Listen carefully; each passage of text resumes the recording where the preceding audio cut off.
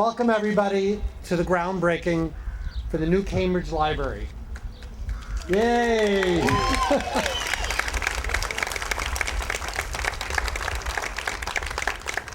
It's been a long time coming.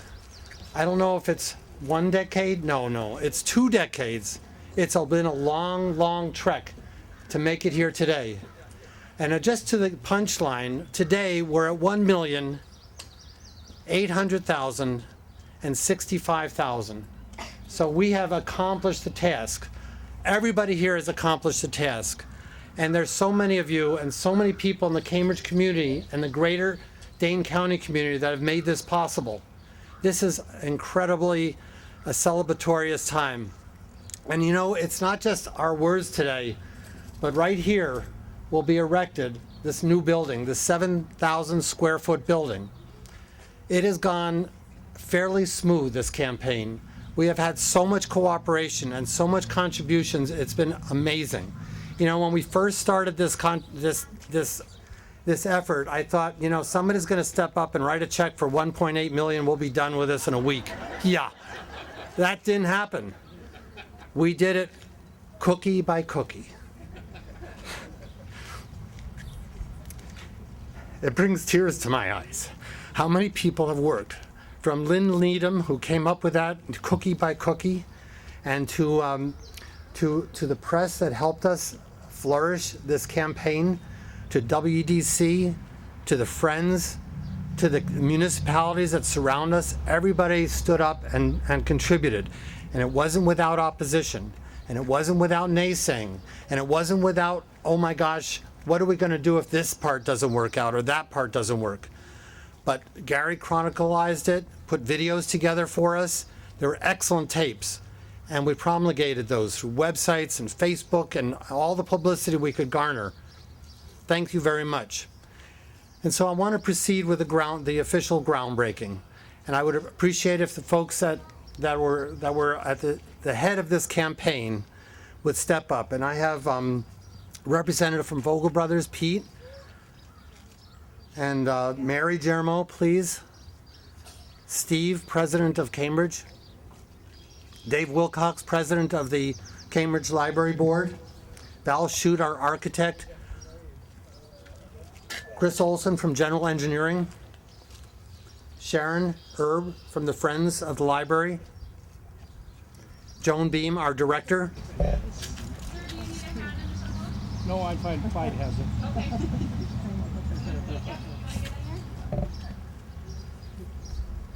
Okay, so everybody just smiling. Just look like you're about to dig. We're all good. Okay, keep smiling. 1, 2, 3. Okay, yep. Look like you're digging. 1, 2, 3. We'll do one more after this. 1, 2, 3. Everyone looking up here. All right. On the count of 3 this time, you're going to just dig and drop it. 2, 3. There we go.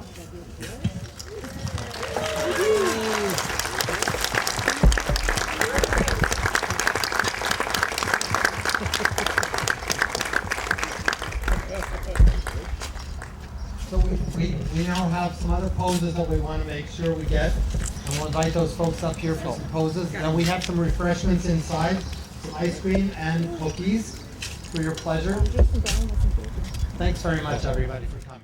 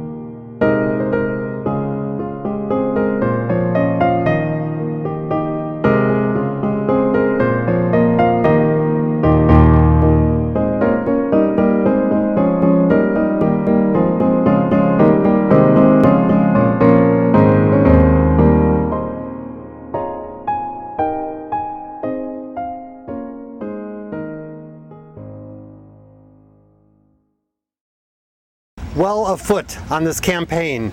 We've got incredible donations at this point. These books all represent the donations that we've gotten. We've gotten donations here from the town of Christiana, the town of Deerfield, town of Oakland, village of Rockdale, village of Cambridge. We've gotten a sizable donation from the Madison Community Foundation. And the collection of the library. We've got a And tell me, sizable Sharon, matching grant like you from said, Cambridge the Friends have been Foundation. working on this for, what, decades? Eons. But what are the contributions of the Friends so far in dollars and cents and actually hours and work and the things that they've done to come to this point where we've got almost $1.3 million in the bank for this $1.8 million project? Well, This is this a year workplace. we, Oh, my. the There's Friends so much had work been that saving goes for a on long here. It's time, as I phenomenal. said. And this is where it's all done. This is the crux of operating our Cambridge Library. And you know what? We need to expand this. We need to get a bigger library. We need to give our librarian more space to operate and to manage this library, which is a very busy place, and we'll go out and look at it. But you know what we're going to do now? We're going to roll up our sleeves, and we're going to get to work, because we've got some work to do down here, the Amundsen Building. Thanks for having me. I just want to bring you up to date about the capital campaign and how far we've come and what little bit we have to go yet. I think you've seen here, we have been in the press, we have publicized all of the incredible donations that we've had up to this point.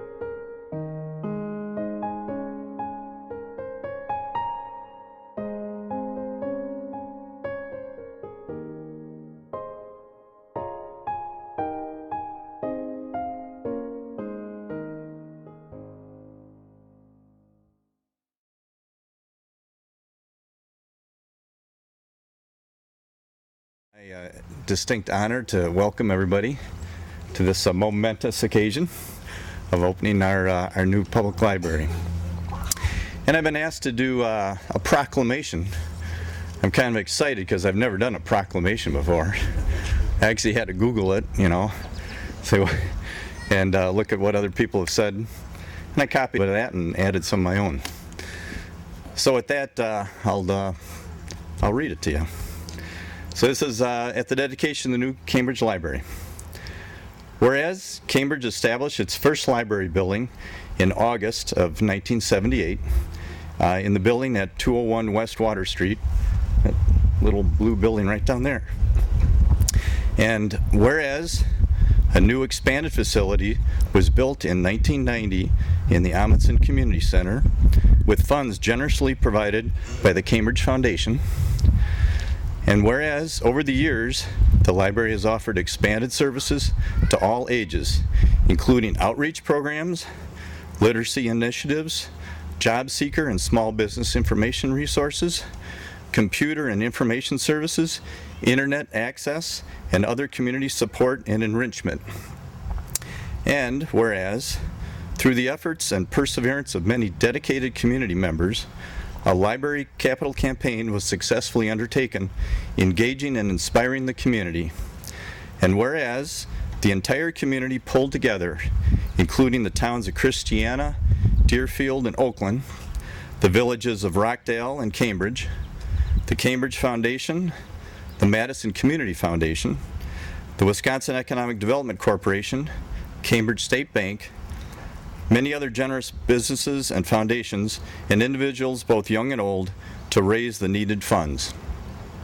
And whereas a new, bigger, and more beautiful library building has been constructed on these grounds, using those funds to provide increased space for learning, culture, and community. Now therefore I, Stephen R. Struss, Cambridge Village President, do dedicate this new public library building to the betterment of the entire community and proclaim August 19th, 2015 to be the official opening day of the new Cambridge Community Library at 101 Springwater Alley in the village of Cambridge, Dane and Jefferson Counties, Wisconsin, and proclaim hereafter the month of August to be Cambridge Community Library Month. With sincere gratitude to the library boards, friends of the Cambridge Community Library, staff members and volunteers, past and present, for their accomplishments, commitment, and dedication to the community.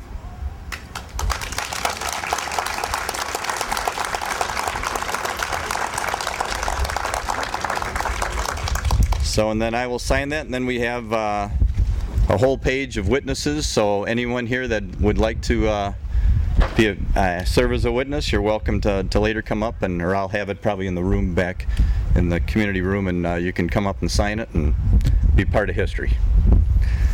So with that, I'm going to turn it over to Mary Germo to say a few words. And she is on the library board and also vice chair of the Capital Campaign.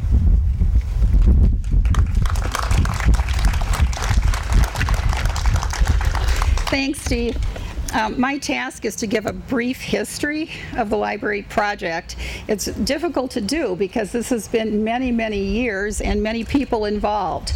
So we aren't going to be able to name all the people that have helped along the way. But well, for those of you who grew up here and are of an age, you'll remember that we had a library in the fire station, which is down the street, or actually this corner. And then in the 50s also, we had Ethel May Curtis working with us, and then we had the public library move into the high school library, and that worked for a while, but not for very long. And Catherine Stewart was the librarian. And then after that, we had bookmobile service, until finally a group of what I call the library moms decided in about 1978 that they were definitely going to get us a real library. And I'm sure some of those folks are here today, and if they are, I'd like you to stand up. I'm sure Betty Stoffel is here, and I don't know if we have Donna Merg or Barb Fayant. Some of these folks are still living in Cambridge and still helping out with the library. So do we have those folks? Let us raise your hand if any of those folks are here. In 1990, as Steve said, then the library moved upstairs in this building with generous funds from the Cambridge Foundation. But I'd say within about 5 years, we had already outgrown that space, which is a good problem to have. It meant that the library was doing its job. So the group of the Friends of the Library decided to create a future fund, and that was to declare that all fundraising money, or the majority of it, would now go into a future building.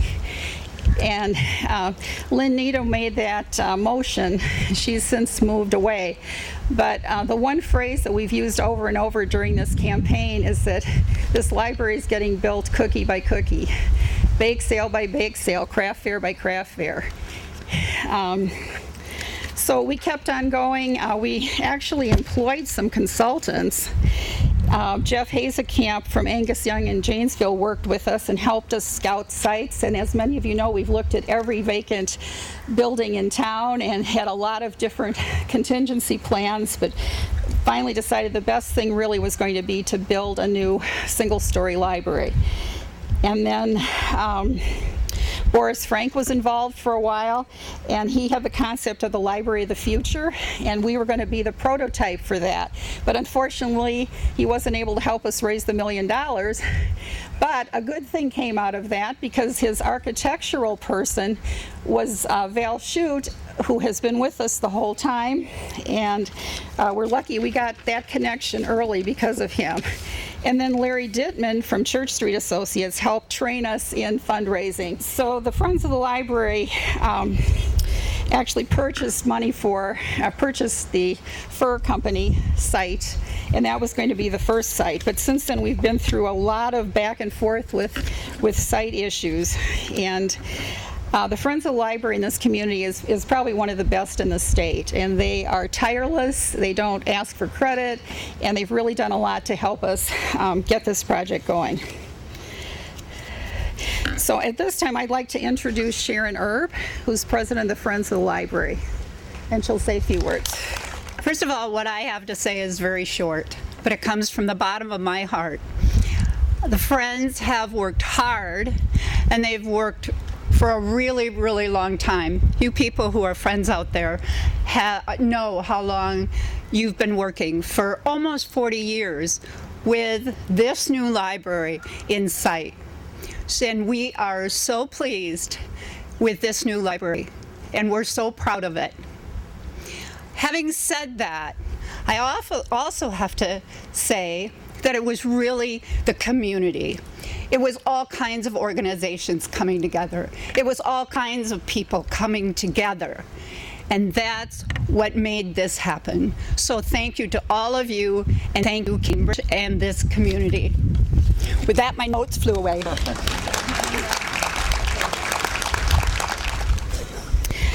We had a lot of assistance along the way from people who weren't on the boards too.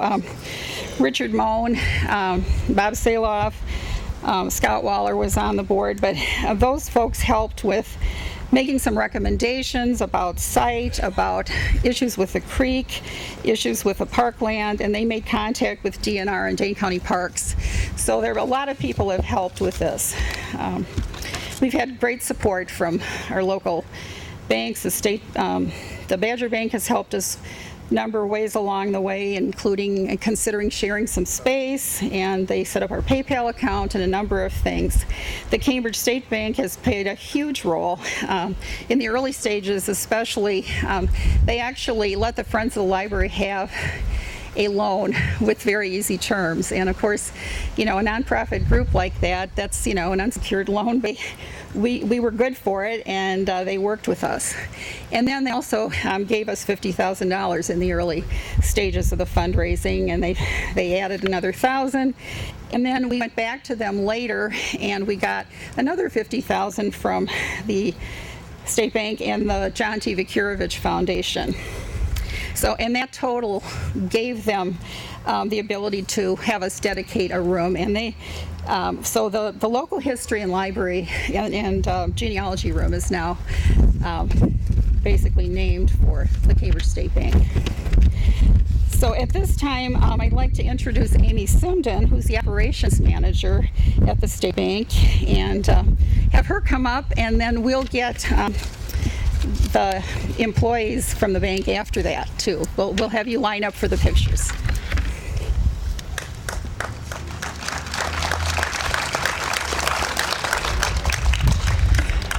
My earliest memory of the library was the bookmobile downtown. It would be parked across from the post office, and I remember whenever it came to town, my mom would pack the 4 of us kids into this nice large white station wagon with the wood paneling on the side, and she'd drive us down there, and we'd be so excited. We would have to wait to go in, because I think only about 2 or 3 people could get in the bookmobile at the same time, so you'd have to stand out in the park and wait, and you get in there, and I don't know if it was a bookmobile rule or my mother's rule, but we could only pick out 3 books. So we'd pick out our 3 books, and back then there was a sleeve inside the book, or in either the front cover or the back cover, and they'd have the card in there, and they'd take the card out and write down your name, and you'd get another card back in there telling you when you had to return the book. A lot different than it is now. But those memories, it was fun to look back at them in contemplation of this speech, thinking about what it was like before and what we have now, this beautiful building with all the resources that are in there. And it's because of someone's vision back then, and of having a more permanent library and establishing that, and it growing and moving several times, And like this library, there are so many wonderful things about this community, and each of them started with someone's dream, a lot of hard work, and the financial support from individuals and businesses. I'm thrilled to work for one of those businesses that has so generously supported the community, and especially this library. On behalf of the Cambridge State Bank, its owners, and my awesome co-workers who are here, I would like to thank everyone and congratulate the people who had the dream of this building, and for each person who helped in making that dream come true. All the planning, the meetings, the hard work, the setbacks, and the fundraising were worth it. You just have to look at this building and go through it to see that.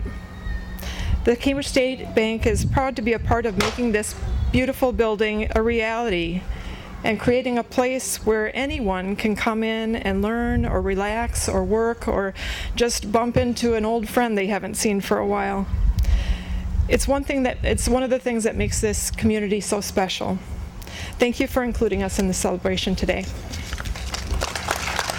Our fundraising had many stops and starts and stalls along the way. But Val Shute continued to work with us. He didn't give up on us. He didn't hear from us sometimes for a year or two at a time, but we stayed in touch, and I think he believed we really would do it someday. So we're very happy that he was able to work with us. So we'd like to bring Val up and get his picture too, and if there's anything you'd like to say, Val, this is the time. My first call on this project, as Mary had shared with you, was from Boris Frank in 2002.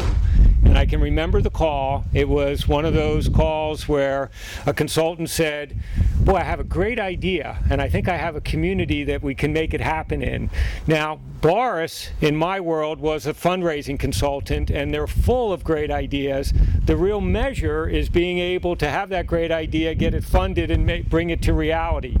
So you've given me many opportunities over the years to talk to you, and I'm not going to spend a lot of time doing that, but what I'm going to use this opportunity for is to thank you for the privilege on behalf of the design team. And in this case, the design team would have been not only River Architects and the people from River Architects, myself, David Hanu is, Dave, put your hand up.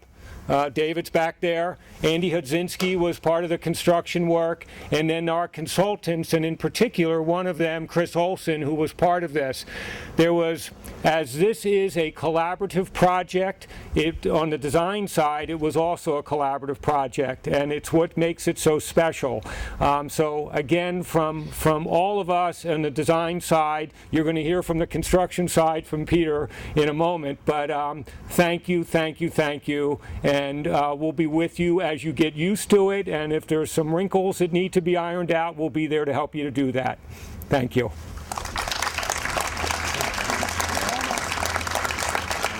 So in our first phase of the campaign, we stalled at about $350,000, and we just couldn't move beyond it. And we'd worked with numerous village boards and village presidents over the years, starting with Eileen Scott and John Schrader, Don Treloff, Jeff Millsap, and last but not least, Steve Strauss. And it seems like with every group, we made a little more progress towards not just encouraging us, but actually putting some plans in place, getting us into the capital plan, the 5-year capital plan, and eventually agreeing to borrow some funds to really contribute. And that's what got us out of that middle hump. We found all these folks who were willing to help us at the very end, kind of put us over the top, but we kind of got stalled in the middle. So Joan Beam and I went to the village board in April of 2012 and said, you know, we're ready to reconvene the fundraising, but I think we're going to need some public funding here. So we started working in that direction, and we knew we were going to need somebody with a lot of enthusiasm and a lot of commitment to actually chair that campaign. So, you know, we did what we what we needed to do, and we arm twisted Bob Saloff into being that chair. You're going to hear from him in just a moment. So September 2012, we started again, and nobody knows better than I how hard Bob Saloff has worked. And literally, Bob, we could not have done this without you, or probably not, you know, it might have been another 10 or 20 years, but he truly sacrificed. You know, you say ask a busy person. Well, he's one of the super busy people in this community and managed to still make a commitment to do all the hard work, and he had the connections and the savvy to really work on this as a community-wide effort. So what I will do is right now is just turn it over to Bob, and then when he's... Thank you, Mary. Well, it's been a very exciting experience. Ask my family and others, but I've really thoroughly enjoyed it. I've gotten close to and met so many wonderful people. And you know, when Mary brought me into the scene, and she didn't have to twist my arm a lot, because as you may know, my sister Jeannie Saloff was on the original board in 1978, and it was her dream and passion to make this a reality, and it kind of rubbed off on me, and so I entered it with enthusiasm. And what I saw is an incredible amount of commitment to this project, but it was all over the place. So we needed to create something stable, an image of something stable, and I picked a three-legged stool. I thought a three-legged stool is sturdy, but it gave all kinds of flexibility. And so the three-legged stool was 1/3 municipal, public money, 1/3 foundation money, and 1/3 public individuals and contributions. And so we divided the goal, which at that point was 1.7 million, and we know we had to go beyond that. But at that point, we divided it up and we said, okay, we're going to go to each of those and focus on those three parts of the stool. We started with the municipalities because, after all, they represent all of the people in this community that use the library, and we got the records of their constituents that actually use the library in circulation, and we applied that percentage to the $600,000, which was 1/3 of the stool, and we went to them each, and I don't know if the word is beg. Maybe that's too radical, but we genuflected ourselves in front of them and said, please be part of this effort. And if you can, and they started the ball rolling. And Town of Christiana, Town of Oakland, Rockdale, Deerfield, and of course the Village of Cambridge all did step up. And they participated almost to the full extent, and some beyond the full extent of that 1/3. And that gave us a really solid launching pad to go to the foundations, because the foundations saw that this community, through their public officials, through their municipal elected officials, were going to participate in this. And I know they got a lot of flack from some of their constituents, but the majority were behind this.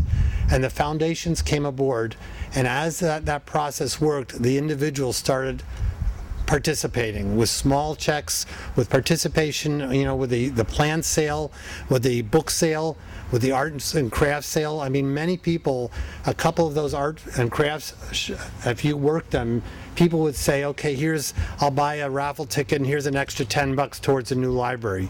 And that's the way it began to add up until we had enough money to get going. And when Val stepped in and gave us the green light, then we were able to accelerate that campaign.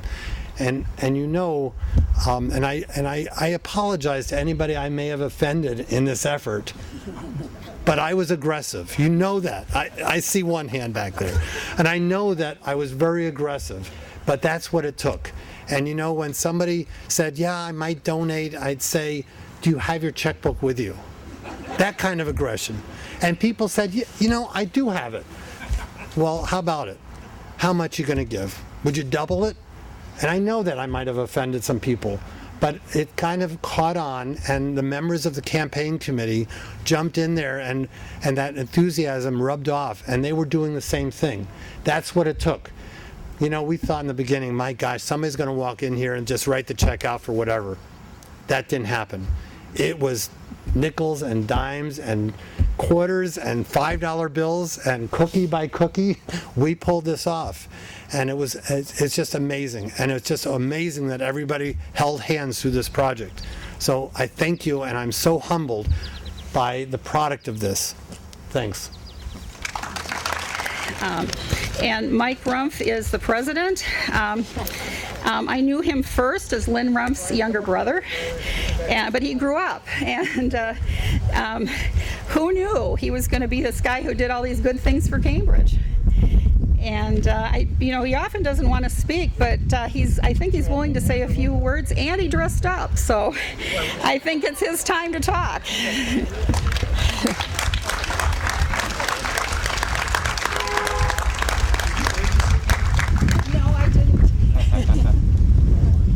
Thank you. I'm the president of Cambridge Foundation, but really the decision regarding the library was made by the board of directors, which is 30 members of our community. So I'm here speaking on their behalf. Sharon Erb summed it up right out of the blocks that it takes a community to build a library. And I say that frequently, that it takes a community to raise your children. And it is so true with this project. The other message I heard is that Bob Saloff is persistent. Did I say he was persistent? Anyway, we had Bob and I've had some great interaction over the course of this time. With that said, we're really here, and really the Cambridge Foundation is here because we're blessed by a couple by the name of Elvin R. Amundsen and Irene K. Amundsen. Many of you do not know them, but they were the large stepping stone, gave us the large influx of funds to really take the Cambridge Foundation into another step forward. To date, we have given, the Cambridge Foundation has given over $4 million back to your community. And for a small community of, and we define that as our school district, I think that's just, it's wonderful. So that's through the AR and Irene Amundsen are the ones that blessed us. We've been fortunate to be a grantor of funds for the library. And as our board reflects on how we can better our community, we stick to basically our mission vision, which is our grants are given so they with one motive, one ideal, and one hope, and that's to make our community a better place. This facility, library facility, will continue with our mission and vision. Bob had promised me a ride over here today, but the donkey did not show up. I asked him if I was going to get a cart, and he said no, just a donkey. So thank you everybody. Thanks to all the people who have done this.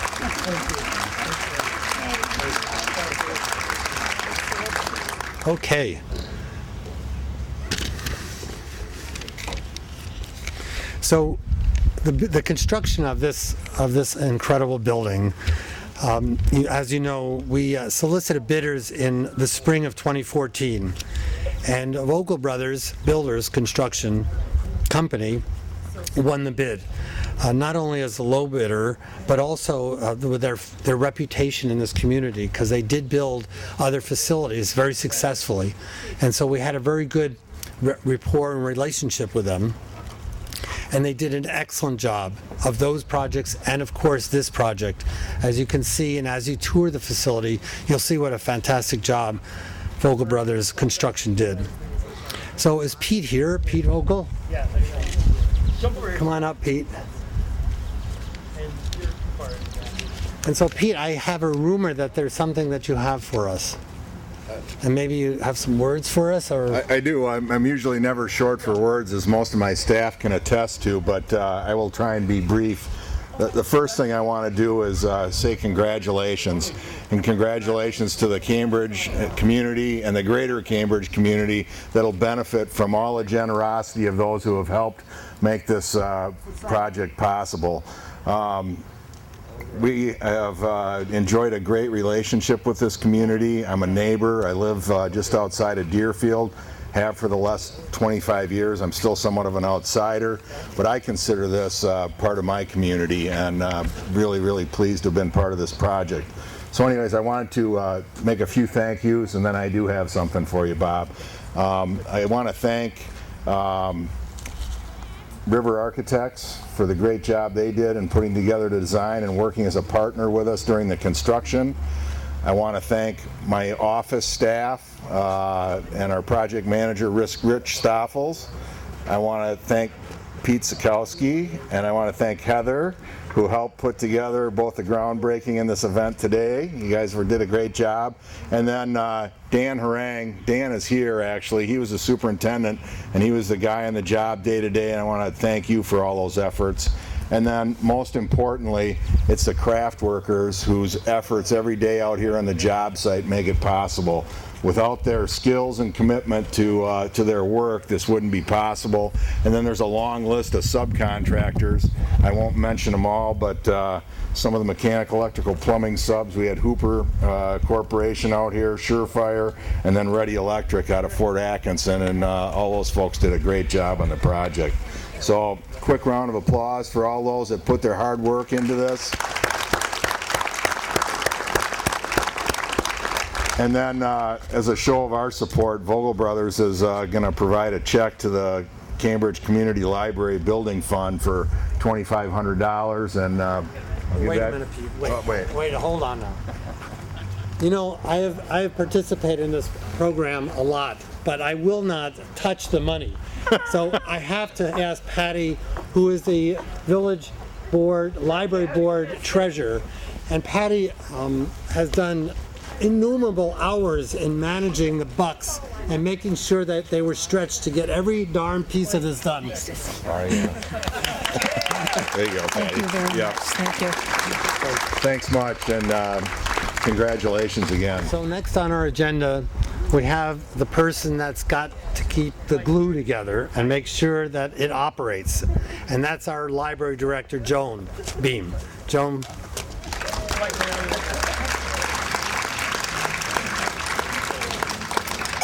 Thank you, everybody, for coming today and for using your library and participating in this great event for Cambridge. I'm going to be very brief. You can't have a great library building without a great staff, and that's what I have.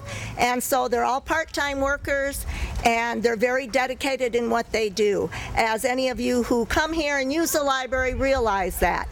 So, Sharon Jacobson, please stand up. Sue Krug, Patty Hoggett, Kristen Martin. We had some pages this summer, Brittany McGow, and Patty's daughters, Catherine and Emily. And Kathy Grunwald is in the building, and she's another real supporter of the library because she works here and works for the community. So I'm here to round things up and put you in a party mood. And so now it is time to go in the library, and we'll have the ribbon cutting. Okay, here we go. All right.